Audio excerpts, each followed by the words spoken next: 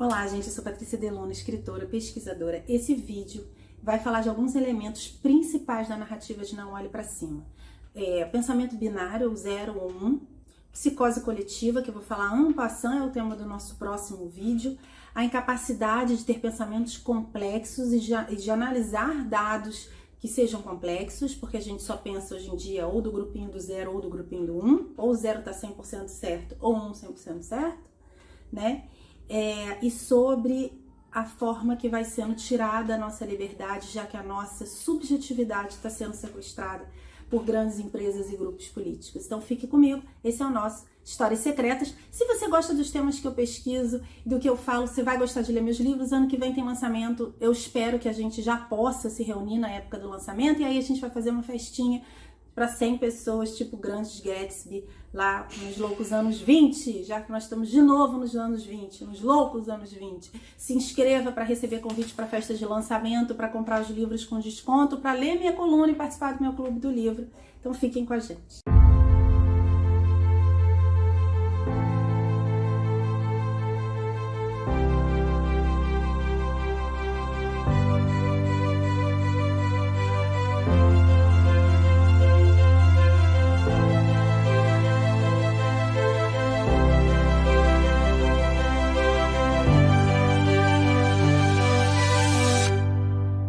Queria começar falando da ciência, né? É um quadro bem atual e que eu acho que a gente vai viver cada vez mais no mundo. Algumas coisas importantes que eu vi ali, né? Primeiro que ele mostra que cientista, né? Qualquer um que tem um doutorado pode ser cientista, pode ser, assim, milhões de pessoas, psicólogo é cientista, mas você não pode ter um anestesista falando sobre um cometa, né? Ele questiona isso quando ele fala assim, poxa, mas a pessoa da NASA falou que tá dizendo que a minha tese tá errada, mas ela é anestesista. Então, quando a gente fala de ciência, tem que tomar cuidado para não ser um saco de gatos. Um doutor em história, se ele estiver fazendo uma pesquisa, ele pode ser um cientista, mas ele não vai falar sobre imunologia, né? A menos que ele esteja pesquisando isso.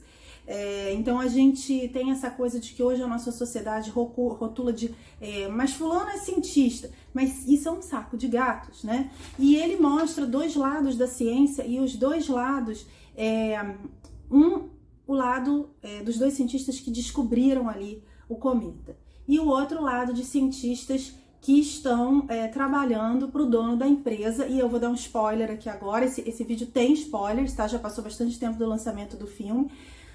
Eles estão trabalhando para o capital e o cara acaba sendo responsável pelo apocalipse. Isso quer dizer o quê? Que ciência, sabedoria e ética não necessariamente andam juntos. O próprio Leonardo DiCaprio, o personagem dele no filme, fala, não, mas é o prêmio Nobel que falou que tem que explorar o cometa, é o prêmio Nobel. Mas se o fato do cara ser um acadêmico não quer dizer que ele é um sábio. Aquilo ali não tinha sabedoria nenhuma, porque ele não estava avaliando que se desse errado não tinha mais tempo para salvar a humanidade. Ele ia perder ali a janela. Mas eu queria falar essa breve introdução para falar dos dois assuntos principais que a gente quer falar aqui nesse vídeo, né? Tem dois assuntos principais. 3, na verdade. Emburrecimento coletivo, esse todo mundo já sabe. Sociedade do pensamento binário. Ou é 0 ou é 1. Ou você tá na esquerda ou você tá na direita. E assim serve para tudo, não serve só para política. Ou você está do lado que vai apoiar o cometa, né? E aí você quer que o cometa gere empregos e você é desse lado político, ou você é do lado comunista contra o cometa. É 0 ou 1, 0 ou 1. É uma análise superficial quando a gente cita nomes, que nem eu citei aqui. Vira uma análise superficial. Porque quando a gente cita nomes, a gente parece que tá falando daquela situação. Eu tô falando da situação do coronga. Não tô. Eu tô falando da situação que a gente vive hoje. As pessoas não são capazes de pensamentos complexos. O 0 acha que é 100% certo e ele só se associa ao que reforça o seu pensamento. E o 1 acha que é 100% certo e ele só se associa àquilo que reforça o seu pensamento. Aí a gente entra numa ideia de fábrica de ideias. Então, isso porque há uma grande dominação. Se no momento que eu não consigo mais analisar dados complexos, que ou eu sou 0 ou sou 1, e eu não posso conversar com 1, porque eu não posso admitir que a gente pode ter algumas interseções. alguma coisa do que ele fala, eu posso achar interessante. Então, muitas vezes nesse canal tem gente que vem e me xinga, você é da direita, outra pessoa vem e fala, você é da esquerda. Mas por que as pessoas acham que eu sou da direita ou da esquerda? Porque eu não estou em nenhum grupo de pensamento. E quando a pessoa se associa a um grupo de pensamento, tudo que não está dentro do grupo de pensamento dela está no outro. Então, se o meu grupo de pensamento fala contra essa fala, se a sua fala de alguma forma fica perto do que pra mim é contra, eu te jogo no grupo 0. Mas aí eu não tô no grupo 0, então o grupo 0 também me joga pro grupo 1. Por quê? Porque nós estamos nos tornando incapazes de analisar dados complexos. Olha como é que simplificou a dominação sobre as pessoas, porque o emburrecimento é muito grande quando você tem um pensamento muito simplista.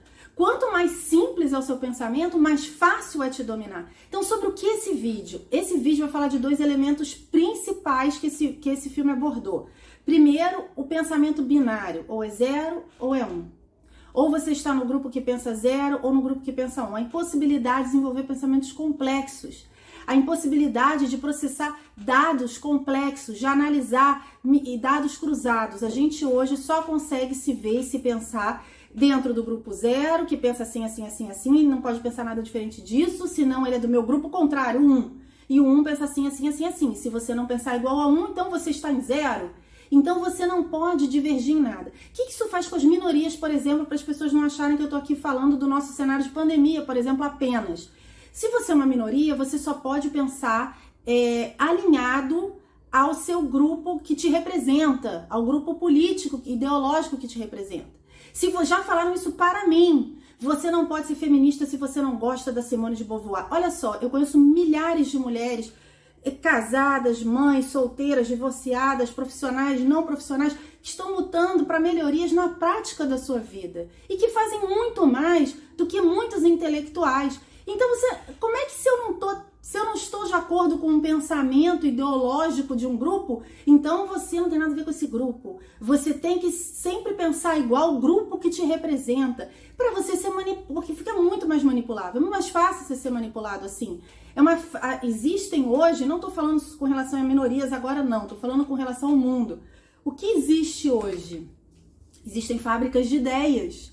Então, se você é do grupo 0, repita aqui essa cartilha. Se você é do grupo 1, repita essa cartilha. E não discorde de nada dessa cartilha.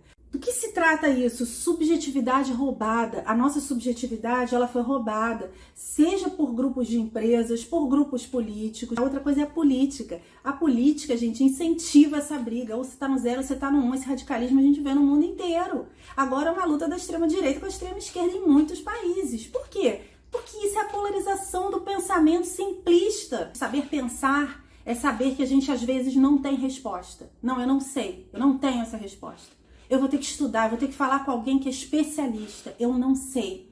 Quando a gente tem resposta para tudo, a gente está repetindo a resposta de alguém, né? E esse canal é o canal de histórias secretas para pensar fora da caixa. E a gente não pode deixar de falar, nesse momento, o que reflete esse filme. Esse filme reflete uma coisa muito séria, que é a psicose coletiva. Eu vou fazer um vídeo só sobre formação coletiva ou psicose coletiva, é o que a gente vive na atualidade. Vão começar a surgir outras questões que a formação coletiva vai nos tornar vítimas. Por que eles morrem no filme Não Olhe Para Cima? Eles morrem por causa do cometa? Não. Eles morrem por causa da psicose coletiva. Por causa do emburrecimento coletivo e da psicose coletiva. Os líderes não têm interesse nenhum de salvar as pessoas e os líderes não dialogam entre si. Por quê?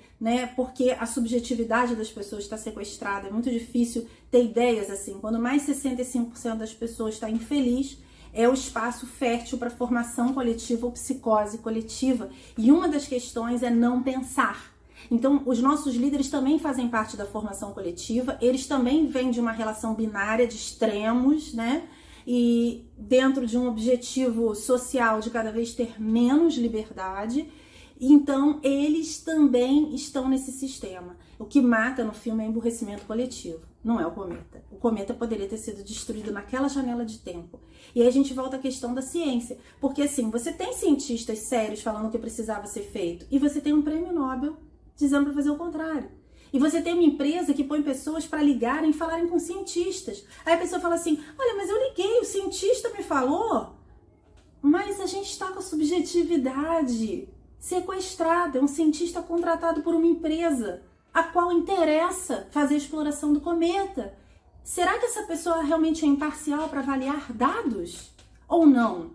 Eu acho que o principal para o ser humano hoje não é ter respostas, é fazer perguntas.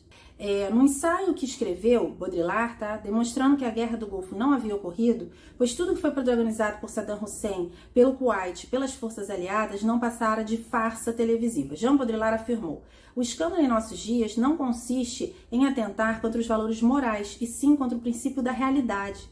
Subscrevo essa afirmação com todos os seus pontos e vírgulas. Ao mesmo tempo, ela me passou a impressão de ser uma involuntária e feroz autocrítica de quem, há já um bom número de anos, empenha toda a sua astúcia dialética e os poderes de sua inteligência em provar que o desenvolvimento de tecnologia audiovisual e a revolução das comunicações em nossos dias aboliram a faculdade humana de discernir verdade e mentira. Mais uma vez, aboliram a faculdade humana de discernir verdade e mentira, história e ficção, fazendo de nós bípedes de carne e osso e extraviados no labirinto midiático de nosso tempo, meros fantasmas autômatos, peças de jogo, privados de liberdade e conhecimento, condenados a extinguir-nos em nossos termos sequer, sem termos sequer vivido. Outra pontuação muito importante do Mário Vargas Llosa, olha, que é o que eu falei para vocês sobre você ter que estar dentro de um grupo de minoria em que você tem que concordar com o pensamento dos seus representantes e muitas vezes intelectuais. Mário Vargas Llosa diz assim, ninguém contribuiu mais para turvar nosso entendimento sobre o que está realmente ocorrendo no mundo, mais até do que os embustes midiáticos, do que certas teorias intelectuais que, tal qual os sábios de uma das belas fantasias borgianas, Borges, para quem não sabe, escreve ficção, escreve fantasia fantástica, né? Pretendem incrustar na vida o jogo especulativo e os sonhos da ficção.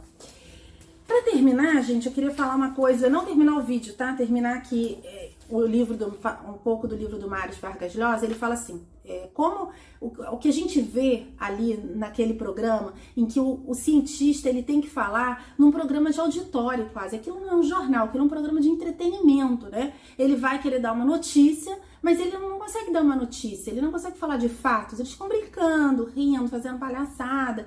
E isso aqui é muito bem descrito, olha só. Transformar a informação em instrumento de diversão é abrir aos poucos as portas da legitimidade para aquilo que antes se confinava num jornalismo marginal e quase clandestino. Escândalo, deslealdade, bisbilhotice, violação de privacidade, quando não, em casos piores, difamação, calúnia e notícia infundada. Estou dizendo que a nossa subjetividade nunca pode ser sequestrada. A gente tem que poder fazer perguntas.